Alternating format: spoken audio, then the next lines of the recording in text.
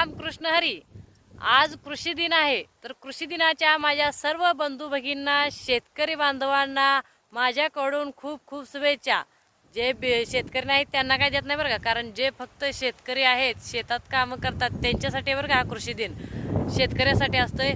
तर म्हणलं मी आज मेंढ्या राखत होते आणि विषय काय माहिती आहे का, तुम्हाला सांगायचा मुद्दा माझा हे की इथे एक झाड आहे।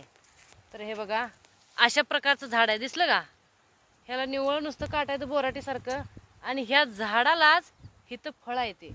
हे बघा, दिसली का ही फळं? दिसली का? हे बघा, हे फळ आहे, ह्या झाडाचं हे फळ आहे, दिसलं का? आणि झाड असं आहे बघा, तुम्ही पूर्ण बघू शकताय।